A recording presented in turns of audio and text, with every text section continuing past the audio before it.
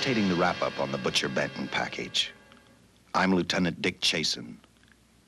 This hadn't been a routine case, and to find the answer, I've had to put a lot of little pieces together. It began on the day most cases can be called closed. It was the day before the butcher was to be executed. He was visited by his attorney, Paul Lowe, in the death house. It was at this first meeting the Butcher Benton case took its first switch. Well, that's it, Butcher. The evidence against you is so strong, the governor turned down your appeal. You're a rotten liar, Lowe. You started railroading me from the beginning of the trial. And now you're still trying to throw me curves. Look, I don't blame you for being edgy, but get this straight. I didn't double-cross you. I never worked harder for a client. You mean you never worked harder for a client to get him sentenced? You were a fool, Butcher. If you hadn't tried to double-cross Squeamy Ellis and Joe Marcelli, they wouldn't have turned state's evidence against you. But you had to get greedy. You wanted to keep the whole $600,000 for yourself. Well, the boys got sore, and I don't blame them. It was all your idea. You planned the whole job. You hired us. When you found out I'd staged the money, you decided it was time for me to die. You got those two crumbs to turn state's evidence on me. You stinking rotten mouthpiece. We both know that isn't true, Butcher. Now, look, what's the sense in not giving me the money? It's not gonna do you any good. Well, I'll have the satisfaction of knowing that none of you three crumbs are gonna spend it. What about Eva? Don't you owe her something? You tell me where the money is, I'll see that she gets your share. I've got a different idea. I'm gonna kill you and Squeamy and Joe. Then I'll take care of Eva myself. You thick-headed ape, you're gonna die tomorrow. Remember what I said. I'm gonna get you, all three of you. Even for you, Butcher, that'd be quite a trick. So long, dead man. Remember what I said. I'm gonna kill you, all three of you.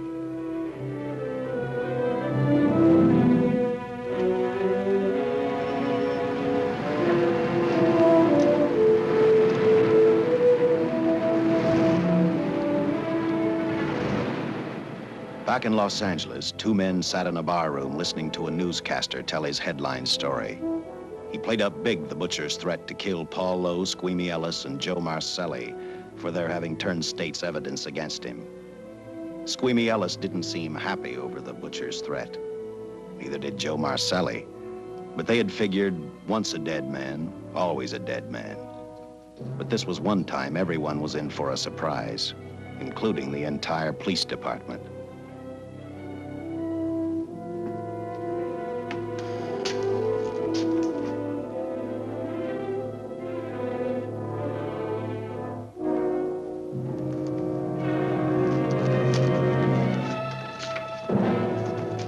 You seen the headlines, Captain?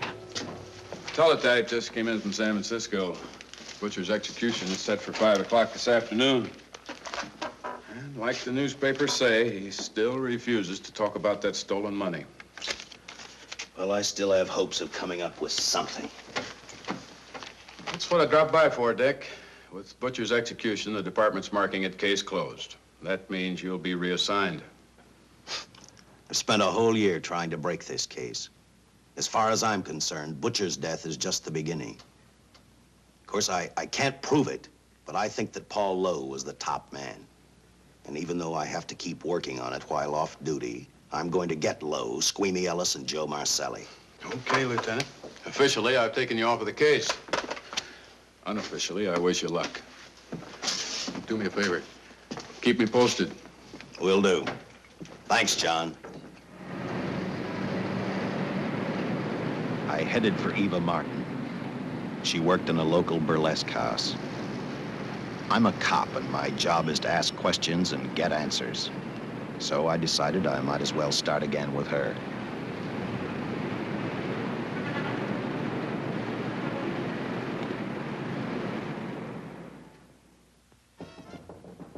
Come in. Oh. What do you want? I'd like to talk to you. Talk? You're a cop, aren't you? That's a good question. I can't even find a 3-ton armored car, let alone the $600,000, and I've been on the case a year.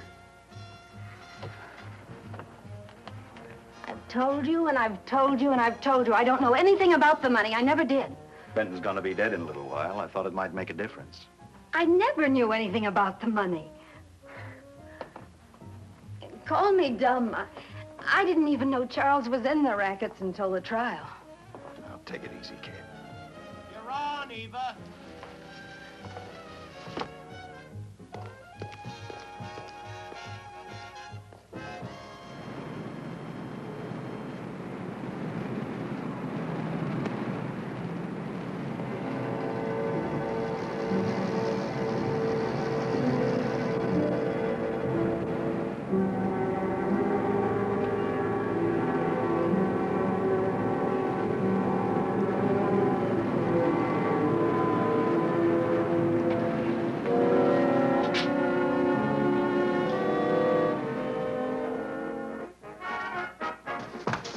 Honey, here's your wrap.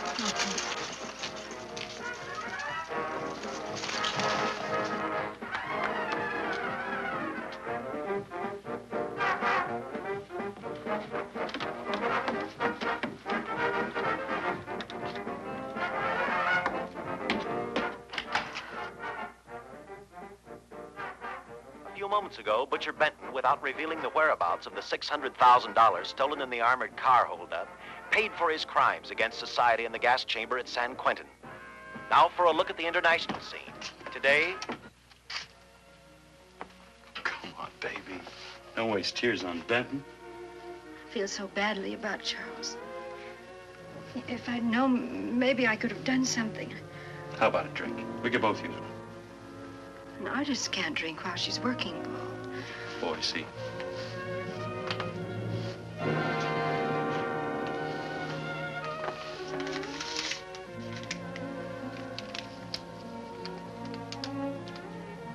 What's that?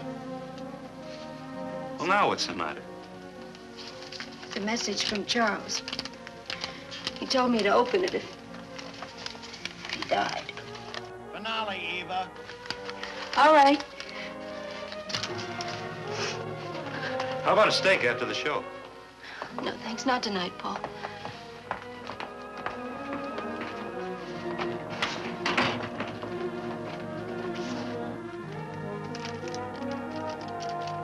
I didn't find out until much later, but Paul Lowe, in opening the letter the butcher had given Eva, found a map outlining a section of the city sewer system. And clearly identified was the spot where the butcher had hidden the stolen payroll. He replaced it with a $50 bill. I guess he figured $50 to gain $600,000 was not a bad day's work.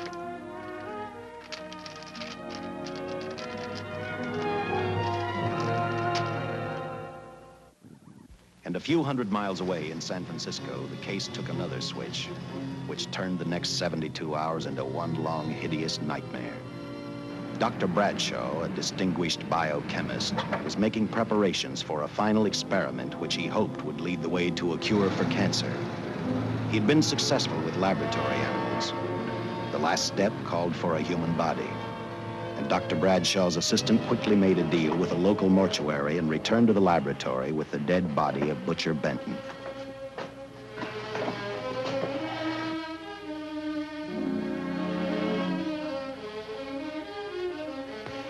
You made good time. Well, I didn't waste any.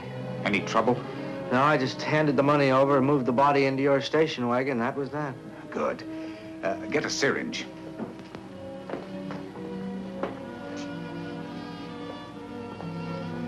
He's in good shape. Well, I hope so. We'll get other blood samples later. We'll run this one through fast. Right. Now wheel him into the machine and then raise him. Right.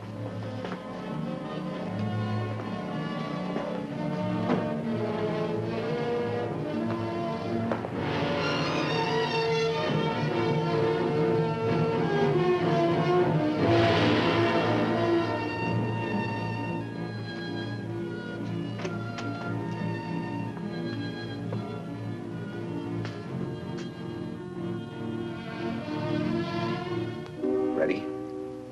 You mean you're going to give him 287,000 volts? Yes, yes. I'll get the fluoroscope set. We'll check with that before we start dissecting. Turn off the lights.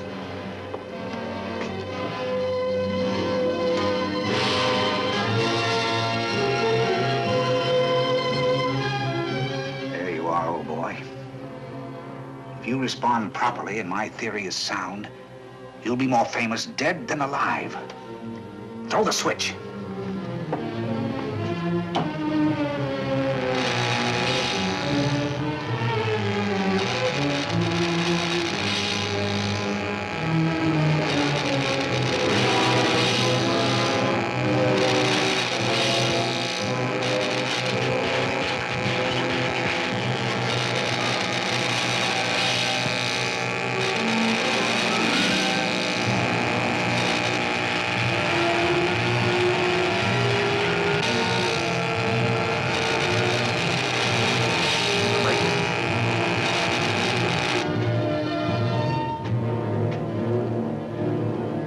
Wait, I thought I saw a pulsation of the heart. You're right. Dr. Bradshaw is beginning to breathe. You've brought this man back to life. No. The heart muscle has simply responded to a terrific electrical shock, that's all. Yes, but it does prove that the cells still function. Dr. Bradshaw, he is alive. A shock reaction, it can't last. His cells are multiplying now, if your theory is right. We could keep that reaction going longer. But it's worth a try. Get the body out.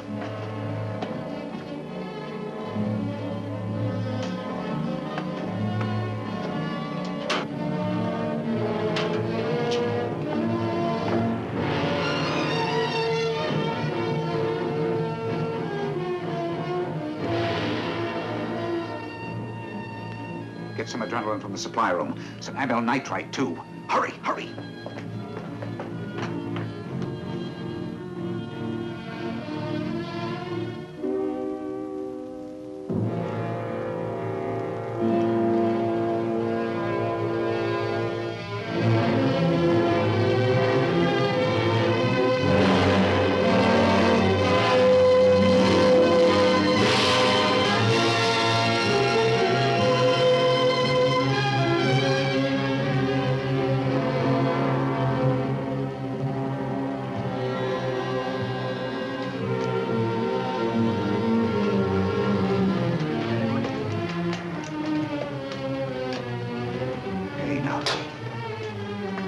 Mustn't move. Your heart can't stand the strain.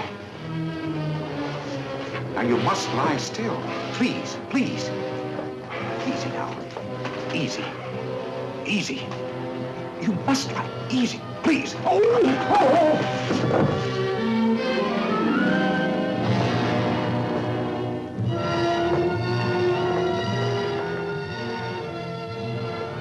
Dr. Bradshaw's experiment had given life back to the butcher. He tried to talk, but the electrical voltage had burned out his vocal cords. Yet it hadn't destroyed his brain. He knew who he was. He knew who he hated. As he stumbled about the room, I think he thought only about one: kill Lowe, Squeamy, and Joe Marcelli. The tremendous electrical voltage that Dr. Bradshaw had given the butcher had increased his cellular structure to the point where he was no longer a man. Dr. Bradshaw's experiment had created a vicious, brutal animal with an almost inconceivable amount of strength. Dr. Bradshaw must have believed the butcher's regained life would last for only a few minutes. Therefore, instead of calling for help, the doctor decided to handle his creation alone. Now, easy, Benton. Just relax. I'm a doctor. I want to try to help you. Do you understand me? You're in my laboratory. The execution was carried out and you were declared dead. I tried an experiment on you and brought you back to life, although I didn't intend that. Now, you've had a great shock. Now come and sit down. Now, be quiet. Now, come and sit down. Take it easy. That's the boy.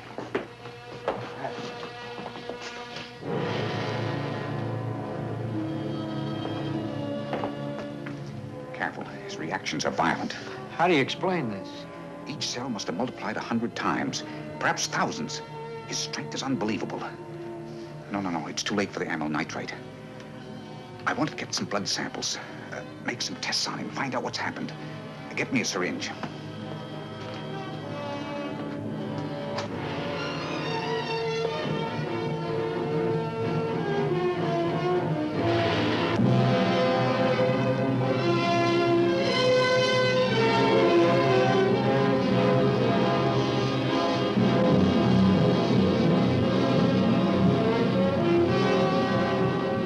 Why won't the needle penetrate the skin? The tissue must be nearly a solid mass of cells. How are we going to get the blood sample? Surgically, perhaps.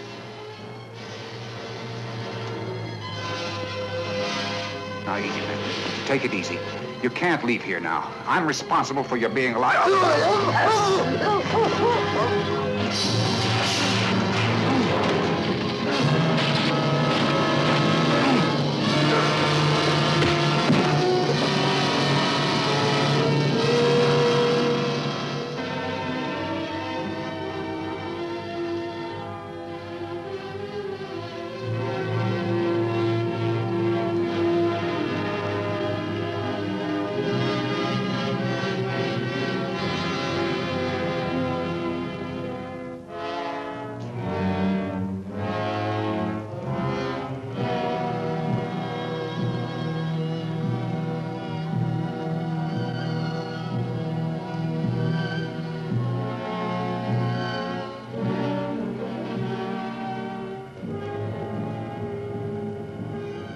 Towards the end of this case, Captain Lauder and I found out the doctor and his assistant had been murdered.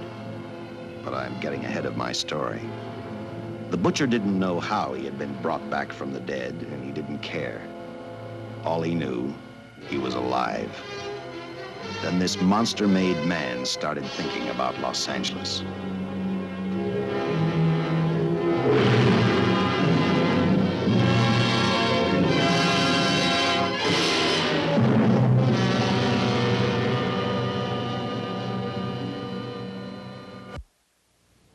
On that very night back in Los Angeles, I decided to stop playing detective for a little while. I went to the burlesque house to ask Eva to have dinner with me. After all, the butcher was dead, and if I got lucky, sooner or later, I figured Paul Lowe would lead me to the stolen payroll. In a way, that possibility made me even feel better. It's not fair to watch the show from backstage. Next time, I'll pay admission. I take it by that remark you like my routine. Yeah, you're pretty good. What I can't figure out, though, is why you stay in a place like this. It shouldn't be hard for someone like you to get a job in a class spot. If you weren't a detective, I'd be willing to bet with a line like that your next remark would be, how about dinner? Well, not exactly dinner, but a hamburger might be a good idea. If you're asking in an official capacity, I can't say no. I'm off duty. For the past 6 months, all I've ever called you is Lieutenant Chasen. Do you have a first name? Uh-huh. Dick. Give me 10 minutes for a quick change, because you just made yourself a date, Lieutenant. I mean, Dick.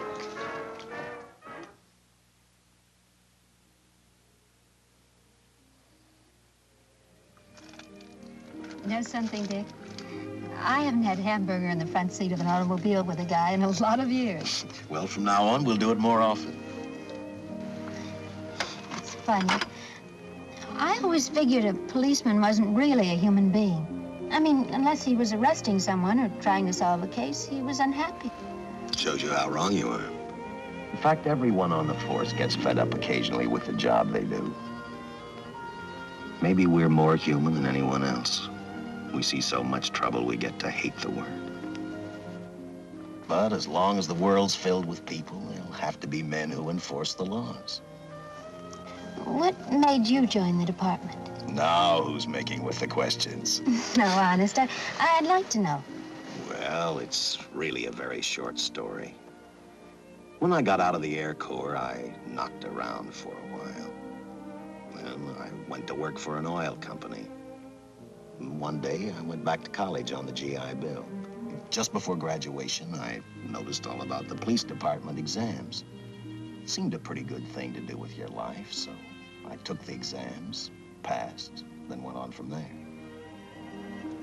If I ask one more question, will you give me a straight answer? Try me. Am I still part of the Charles Benton investigation? I mean, right now. I don't think so.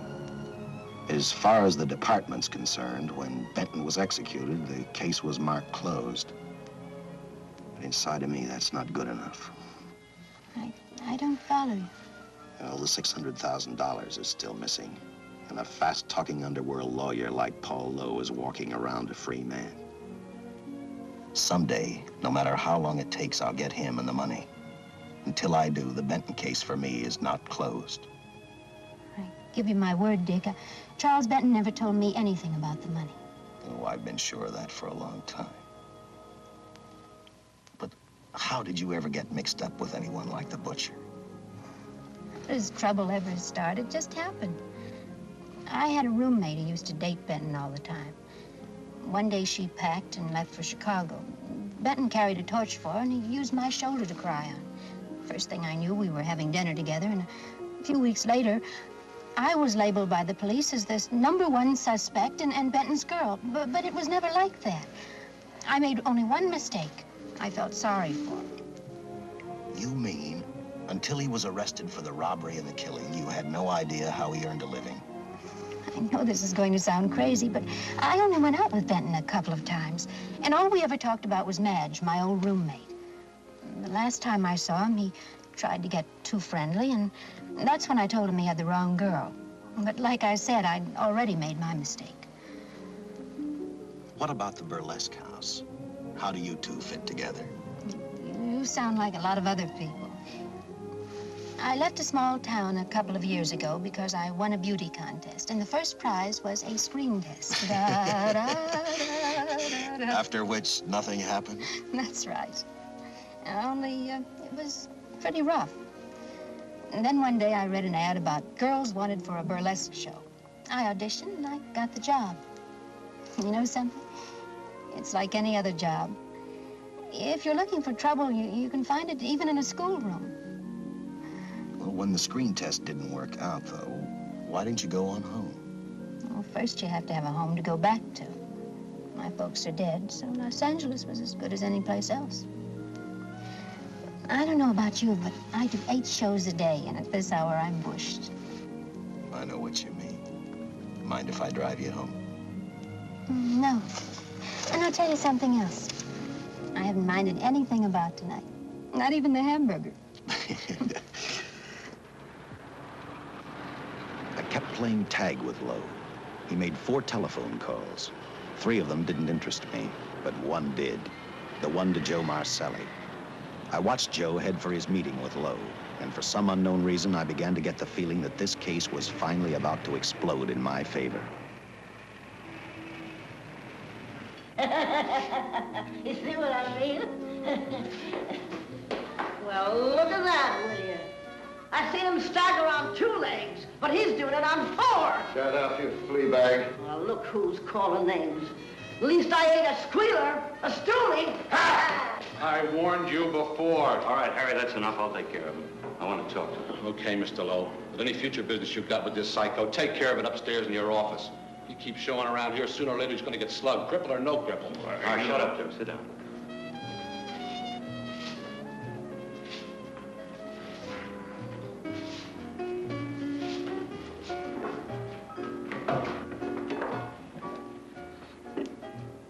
I need a shot, bad.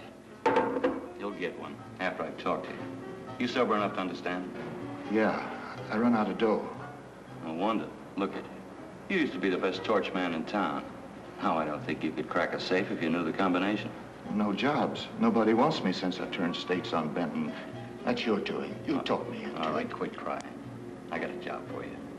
If you can stay off that stuff long enough. You know I can if I got a job. How much? What is it? There's $2 grand in it for you. Where? Right near where he pulled the job. Interested? $2 grand ain't much out of 600,000. There'll be other expenses. Besides, that money's plenty of it. Now, you want it or do I get another boy? I'll do it. How soon do you want me to go to work? Set it up for tomorrow night. Call me before noon. I'm going to the races. 1. And that's all. The job's over.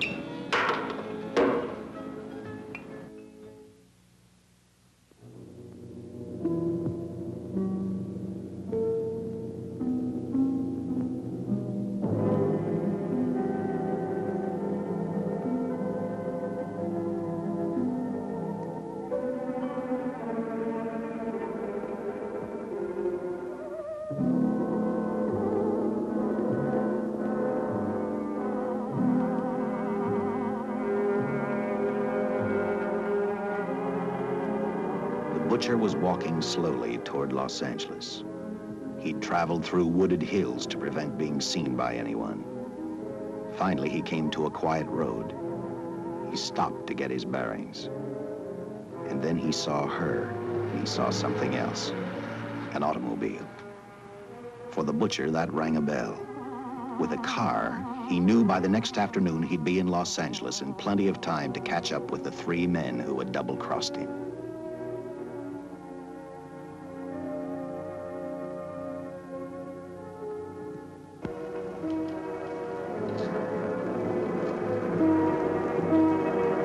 Well, see, you're a real gentleman to be helping strangers in distress. I hope you don't mind me using the babe here as bait. Quite a dish, isn't she? But that's what she gets paid for. Bait, that is. Yes, sir. She's a real shaker artist of my outfit. Carnival man myself. Just call me Connie.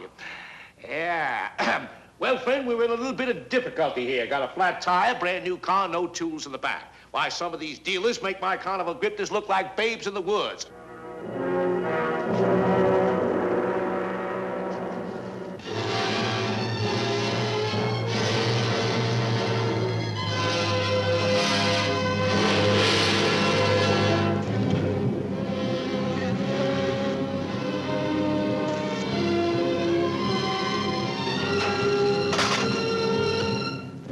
Kill, holy. Say, who you with, friend? Let it down, let it down. No matter who you with, friend, believe me, I can do better for both of us. I'll make a fortune for the both of us. Oh!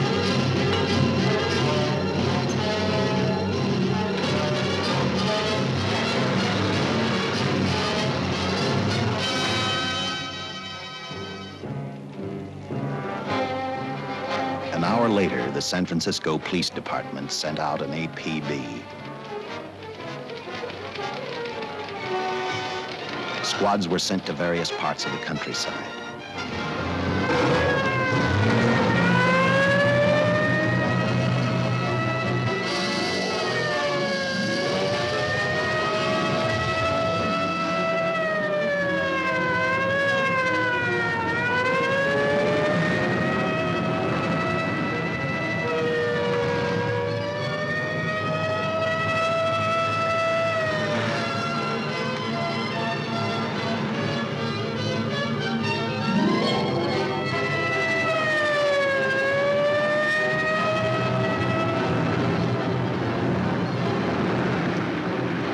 Roadblocks were thrown up to catch the cold-blooded killer the hysterical girl had described. Each squad kept reporting back to central headquarters, and each of their stories was the same. So far, none of them had spotted the car the killer was driving. Orders were given to shoot to kill, because from the girls' further accounts, they realized they were dealing with a maniac.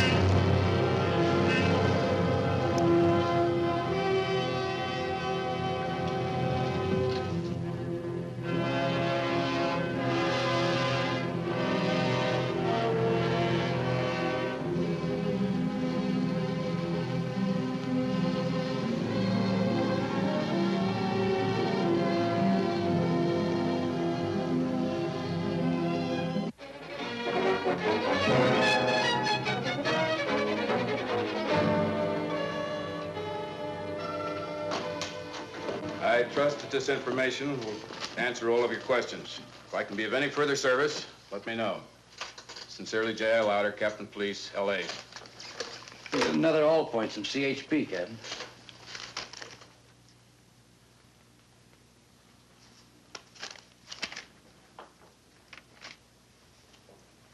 These reports sound like they come from a bunch of loonies. You sure do. There it is. Sergeant. Yeah. I want Lieutenant Chasen to look these over as soon as he comes in. All right, Captain.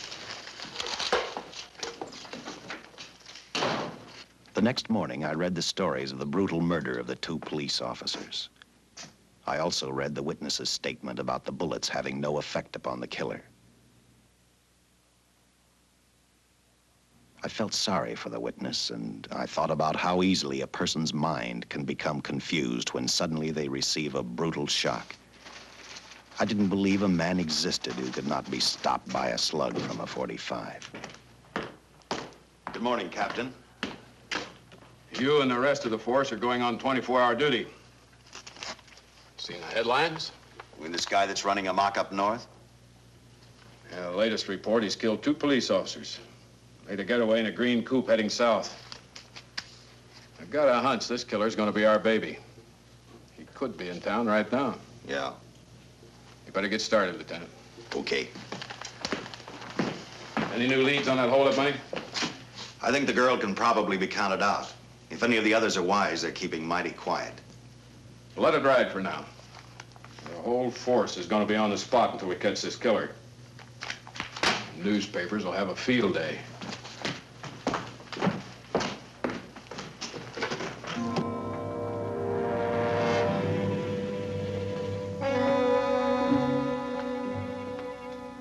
We were wrong about 2 things.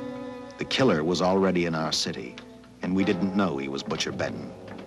He headed straight for Eva Martin. He went to her dressing room to get back the map he had left in the envelope with her. He wanted first to check his money, then catch up with Lowe and the others.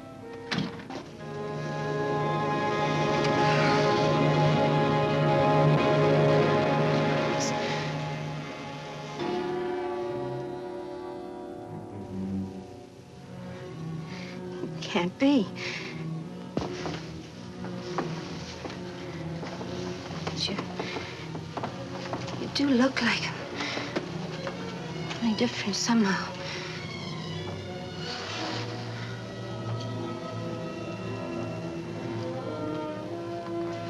It is you.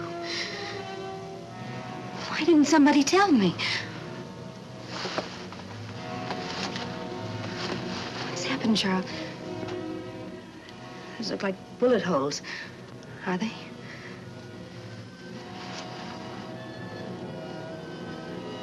There isn't even a mark.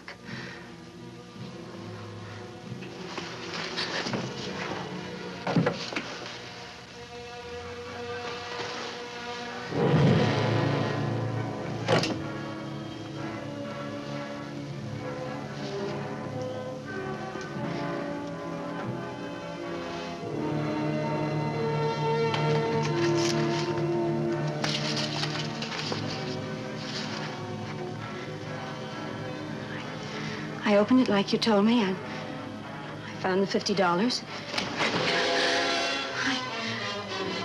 I didn't know why you left him. Oh, Paul didn't know why he was here.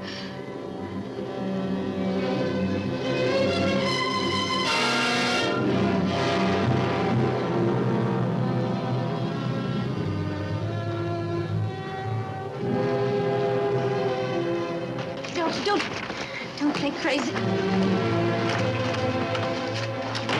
The name of Paul triggered his hate.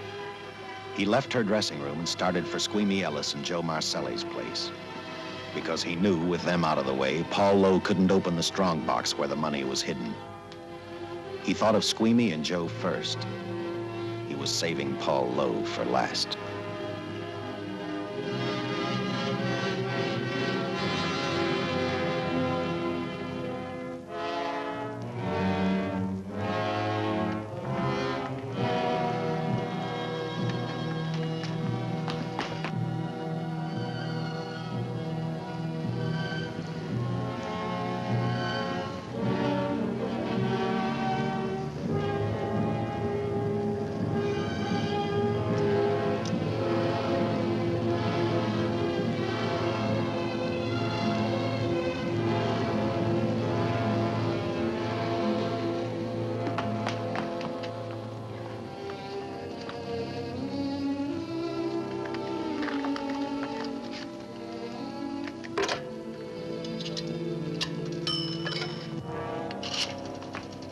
Eva, can I borrow your eyebrow pencil?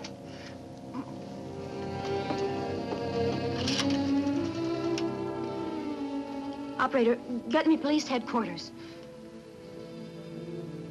Lieutenant Chasen, please. When do you expect him? Well, tell him Charles Benton is alive, and even bullets can't stop him. I'm not crazy. Just say a friend of Charles, he'll know.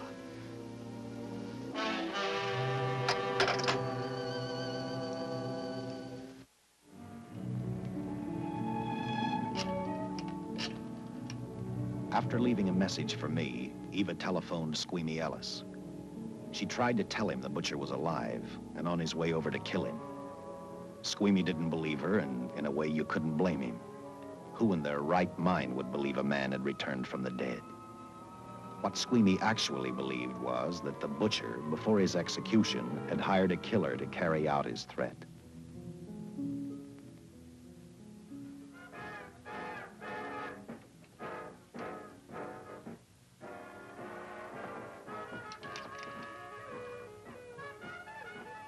You sick? What? You don't look so good to me. 10 minutes, Eva. All right. Say, Eva, I could take over the matinee trick for you. What? It's easy. Look, Eva, I can do it. Scabba-doo-doo-doo. Oh, Francine, I just thought of something. Yeah? Eva agreed to let Francine do the show. She hoped she'd be able to interrupt the butcher before he arrived at Squeamy's hotel. Or, failing that, at least be able to warn him to stay out of sight. You wanted me, Captain? Yeah, I just had a rundown on those fingerprints of the stolen car up north. We got nothing on the driver who was killed or the woman with him. Take a good look at these. There's something funny about these. Yeah. The boys in the lab can't figure it out either. Those are the killers. They were found on the steering wheel. Looked like they'd been stamped in with a steel die. They sure do. These are Butcher Benton's. What? Well, they look the same to me. How do the lab boys explain that? They don't. Their best guess is a twin brother. An identical twin could have the same pattern of whorls with only slight variations. Ever hear of the butcher having a twin brother? No. Even if he did, it wouldn't explain these freak prints. You didn't pick up your message, Lieutenant. Some wacky dame calls you. And she says Charles Benton is alive, and bullets won't stop him. If we buy the twin theory... Who was she? Where'd she see him? Well, she wouldn't leave her name. Sounded kind of hysterical to me. Said she was a friend of the butcher's. Eva Martin. Get over at the Follies and see what that girl knows. Yeah. Some guys have all the luck. I never drew an assignment to the Follies.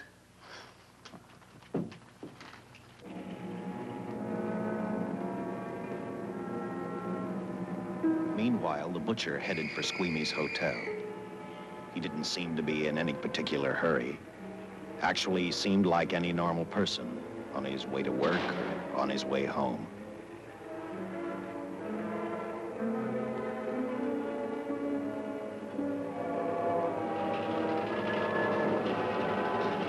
He rode up Angel's Flight, arrived at the top, scanned the hotel building, and then noticed the only exit from Squeamy's apartment, a fire escape.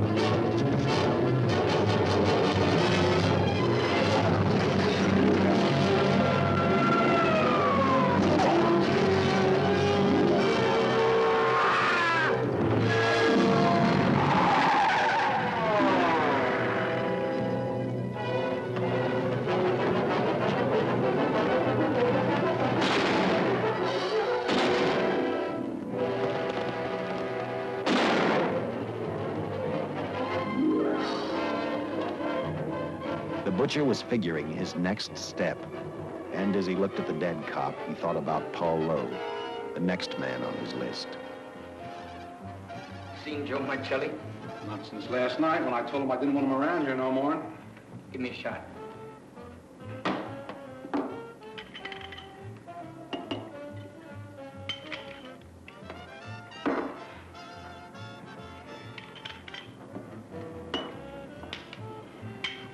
Look, I need help. Just found out that Benton's hired a killer to get me. He's after Joe, too. Then Well, then drink up and get out. I don't want no trouble around my place. You're a real pal. Drink up and get out, I said.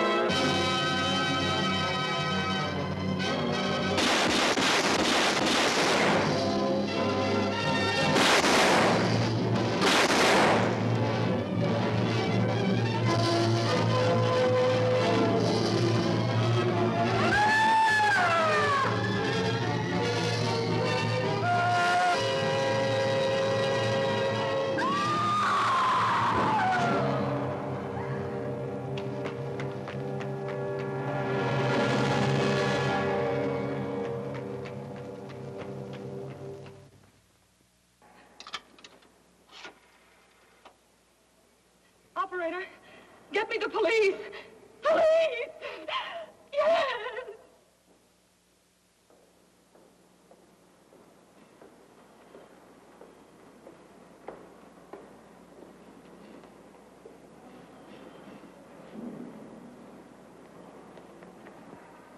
What's happened?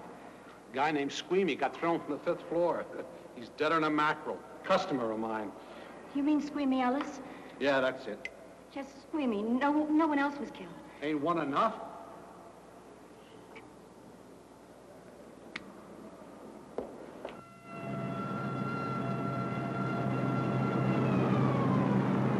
I tell you, the bullets never even phased him. He must have been wearing a bulletproof vest.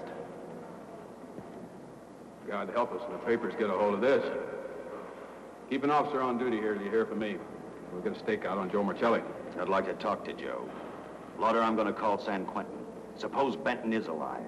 Every available man's been put on the case now. Yes, sir. All right. All right. Anything new? Report on Dr. Bradshaw, owner of the station wagon. The San Francisco police located his laboratory in the basement of an electrical power receiving station. Bradshaw, what's he know? He's dead. And another man, too, his assistant. The lab is a shambles. But now we're getting some action from San Francisco. Benton's body never arrived at the mortuary where it was supposed to go. An attendant there finally broke down, admitted he picked up some quick cash by handing the body over to a man he was unable to identify. The man was driving his station wagon. Blasted man, the chief's on my neck, and the commissioners are on his, and the mayor's on theirs. Now, am I supposed to tell them that our killer is a dead man? They found a notebook in Bradshaw's lab. It ties his experiments in with a Professor Dwiggins at Caltech. I hope to hear from Dwiggins soon. Captain, report from the valley on a hysterical woman. Reports the presence of the killer. There's the location. Let's go.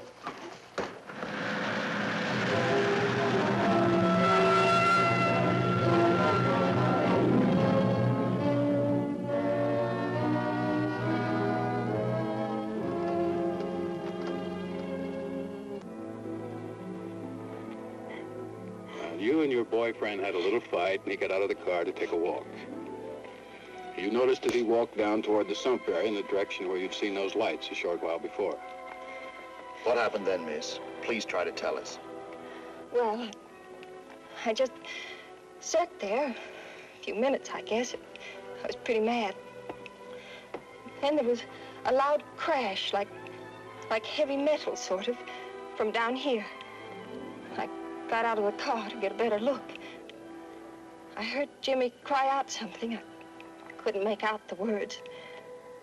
Then down here, in a patch of light, was Jimmy. And coming toward him was this man. Big man. Lifted Jimmy up over his head like he didn't weigh a thing. Jimmy screamed. Just once, before he broke Jimmy's back. I heard it snap, not far away. Then I started running till I found this house. They let me use the phone. Thank you, mate. We'll see that you get home all right now. O'Malley, see that the young lady gets home all right. Paul Lowe, while driving to his office, heard a radio commentator report the murder of Joe Marcelli. And what shocked him most was when the broadcast identified the killer as possibly being the butcher. Lowe headed straight for Eva Martin at the Burlesque Theater. Oh, you gave me a start, Mr. Lowe. What are you doing here? Where's Eva? Oh, I'm taking her place. I'm going to wear her costumes. What's it to you? I asked you, where's Eva? Hey, don't get physical. Well, watch your tone of voice, Buster. I told you. Little Eva isn't here. I could see that for myself. Where is she? She's at police headquarters. That's where she is. Yes, sir. No, sir. Captain Lauder's still with the mayor. The killer dropped out of sight. He was last seen in the Hollywood area. Yes, sir. We know he's dangerous. Every angle's being covered. Yes, sir. I'll tell him.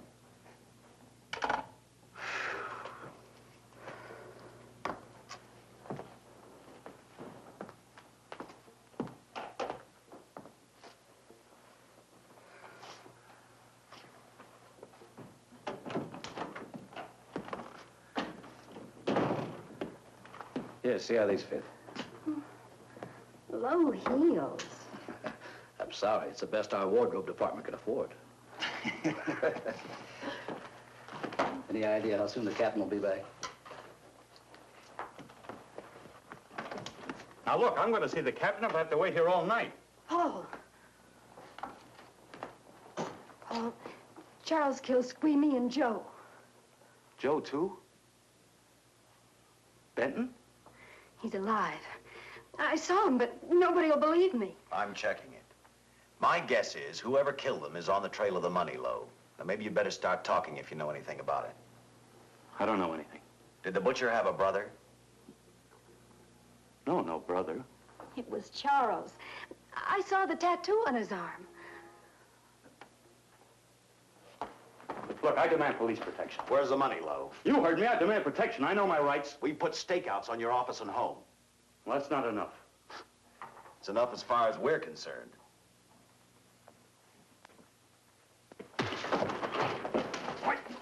Now you gonna book me, Sergeant? Then throw away the key.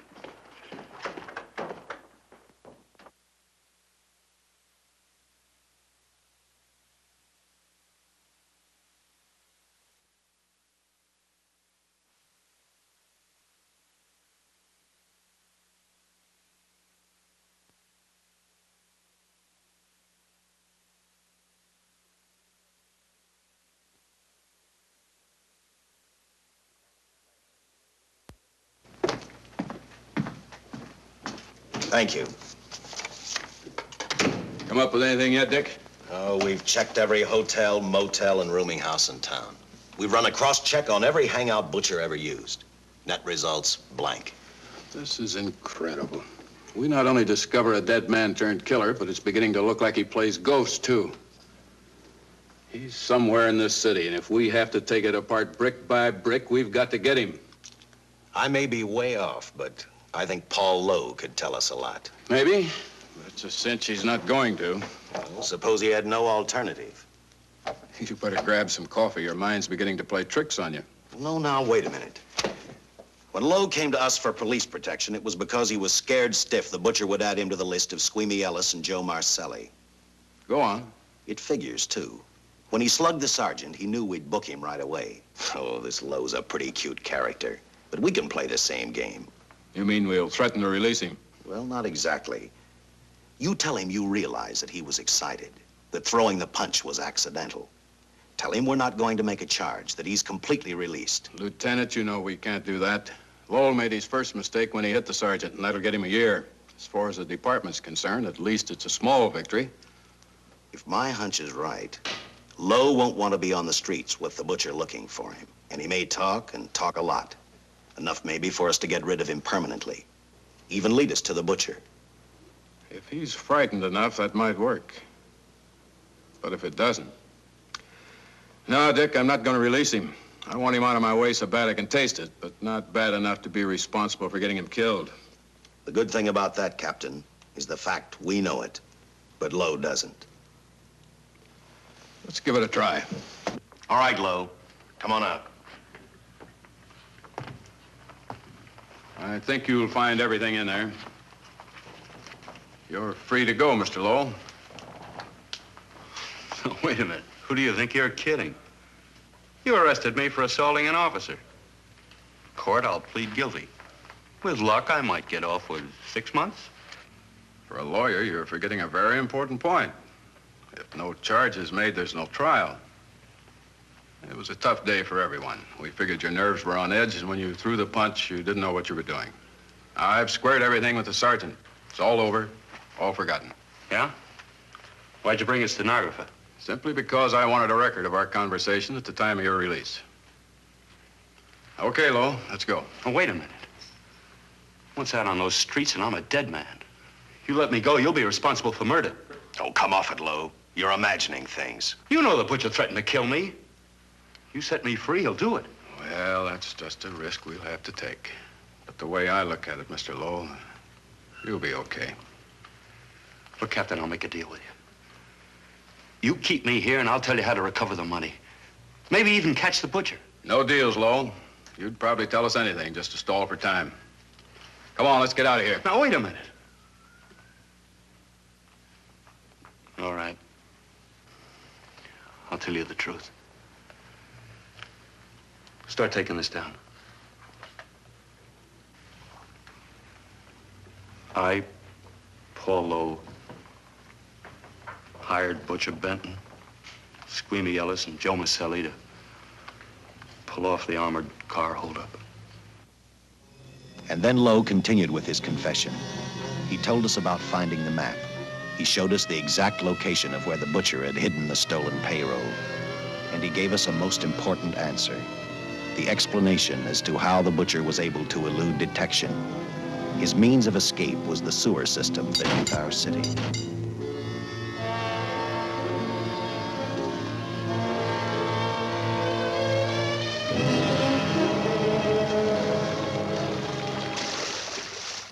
The The department went to work fast. Every police squad in the city was detailed to cover a specific area. Every entrance and exit to the Los Angeles city sewer system of 700 miles was covered. Captain Lauder and I, along with several other squads, headed for the entrance where, according to the map, Butcher had hidden the money. Our job was to stop him, and that made me think of one specific question. When we found him, could this monster be stopped? I, for one, wasn't sure.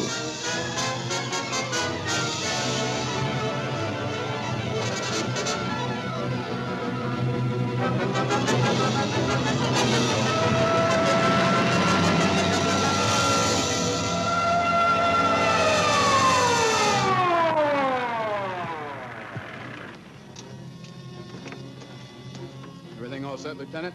City engineers mapped out each possible exit. The squad of officers are spotted at every point.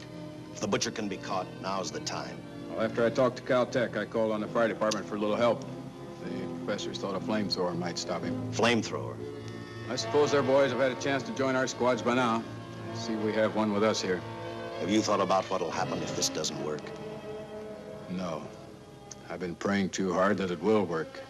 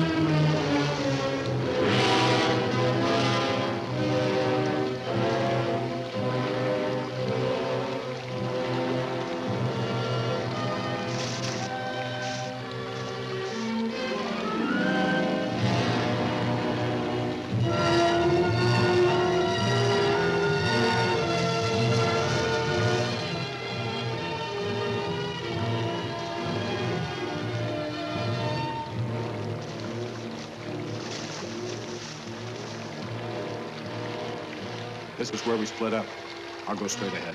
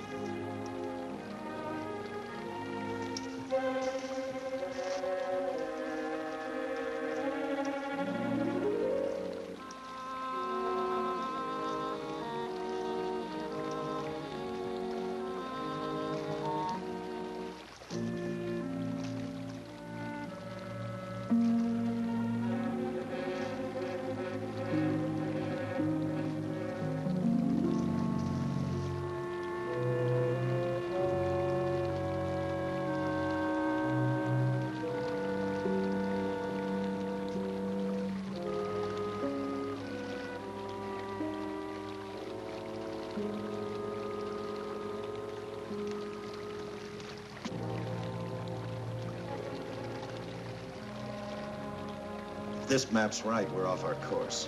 We'll have to backtrack.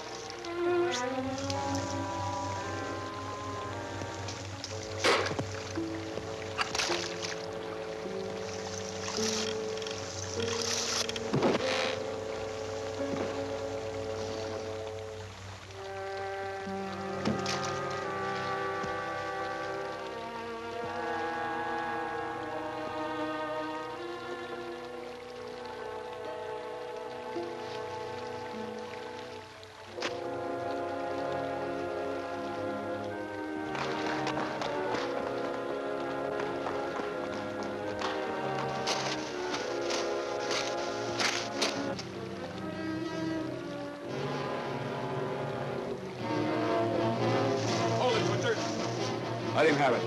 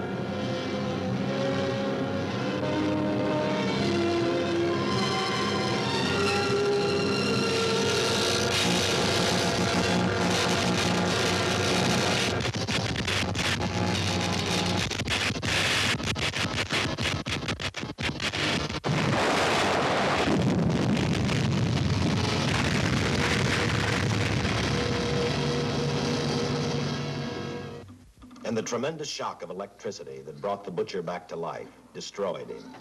The $600,000 stolen in the armored truck robbery has been recovered. Case closed.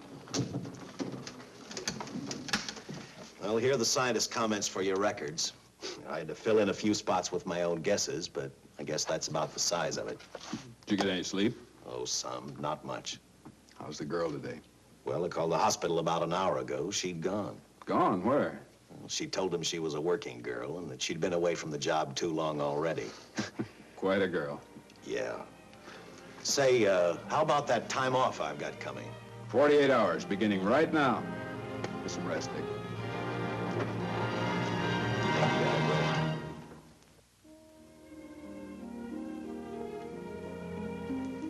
know something, Dick? The past 72 hours seem like a bad dream. That rest in the hospital today really gave me a new lease on life. Now that it's over, I can't believe it actually happened. The important thing is to remember it is all over. I suppose you'll be assigned to another case. I'll have to give up hamburgers in the front seat of the car for steaks in a restaurant.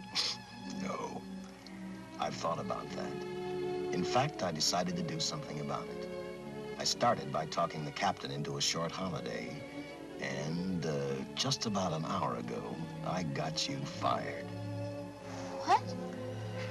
What did you do that for? I figured that being my wife would take up all of your time. Even if I wanted to say no, I couldn't. You're not supposed to say no to a detective. I figured that, too.